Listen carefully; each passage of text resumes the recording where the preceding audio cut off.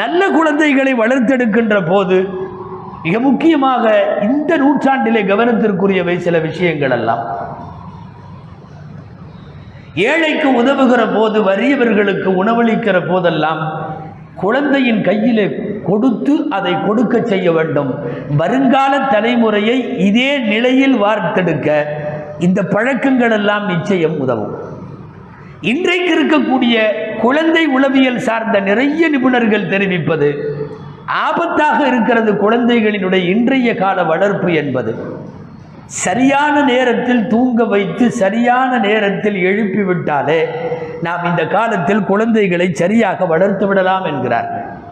மிக முக்கியமாக குழந்தைகளை பொறுத்தவரை நல்லோர்களுடைய நபிமார்களினுடைய நீதி போதனைகள் சம்பந்தப்பட்ட வரலாறுகள், மாரல் சயின்ஸுகள் கண்டிப்பாக கொடுக்கப்பட வேண்டும்.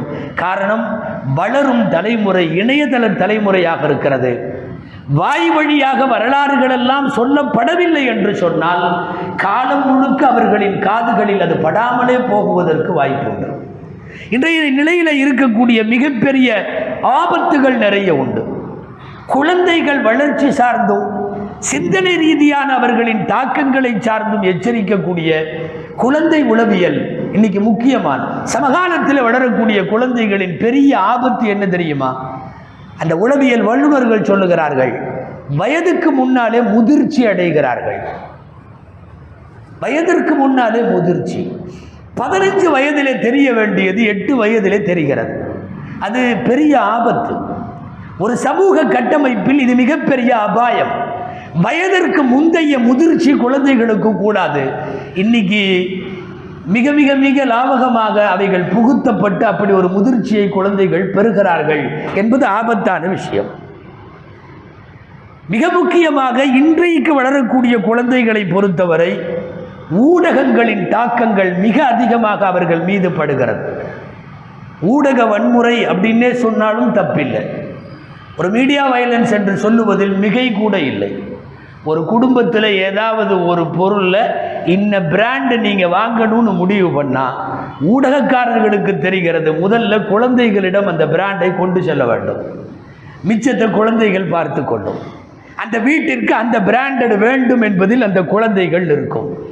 ஊடகம் ஏற்படுத்துகிற கருத்தாக்கம், ஊடகம் ஏற்படுத்துகிற சிந்தனை உருவாக்கம் மிக தவறாக குழந்தைகளை இந்த நூற்றாண்டிலே கொண்டு வருகிறது என்பது ரொம்ப ஆபத்தான விஷயம். குறிப்பாக கொரோனாவுக்கு பிந்தைய குழந்தைகளின் மனோநிலை குறித்து இப்போது நிறைய ஆய்வுகள் வெளிவந்து கொண்டிருக்கிறது.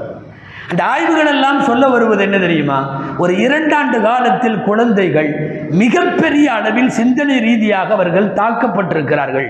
கொரோனா காலத்தில் அவர்களிடம் நாம் ஒரு மொபைலை, ஒரு லேப்டாப்பை, ஒரு கம்ப்யூட்டரை முழுக்க முழுக்க கொடுத்து நாமே அமர வைத்து வேறு மாதிரியான பாதைக்கு குழந்தைகளின் வளர்ச்சியை நாம் திசை திருப்பி விட்டிருக்கிறோம்.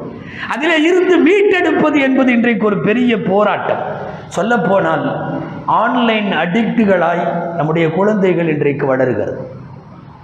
2 வயசெல்லாம் இல்லை, சும்மா ஜஸ்ட் 2 மாதம் ஆன குழந்தை கையில் இருந்து மொபைல் தொடங்குகிறது. குழந்தை தன் பருவம் முழுவதும் பெற்றோரிடம் இருப்பதை காட்டிலும், ஆசிரியரிடம் இருப்பதை காட்டிலும், சமூக சூழல்களோடு ஒட்டி இருப்பதை காட்டிலும் மிக அதிகமாக குழந்தைகள் இப்போது ஆன்லைனோடு மட்டும்தான் பயணிக்கிறது. இது ஒரு பேராபத்து. அப்படித்தான் பயணித்துக் கொண்டிருக்கிறது. சின்ன சின்ன குழந்தைகள் உற்று பார்த்து கொண்டிருக்கிற சூழ்நிலையில் கண்ணும் மட்டுமல்ல கருத்தும் கட்டு போய் கொண்டிருக்கிறது இன்றைய வளரும் தலைமுறையில்.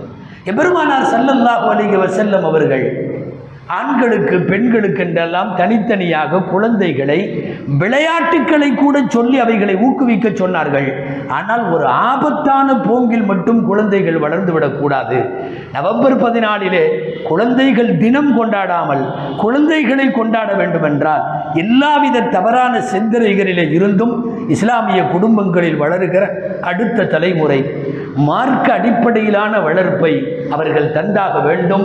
அப்போதுதான் ஈமானுக்கு பங்கமில்லாத வருங்கால தலைமுறை சாத்தியமாகும்.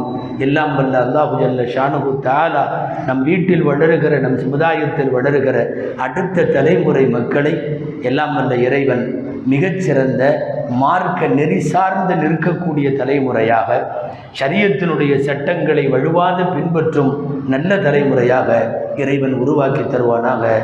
ஆமீன். வாஹிரு தஅவானா அனில் ஹம்துலில்லாஹி ரப்பில் ஆலமீன்.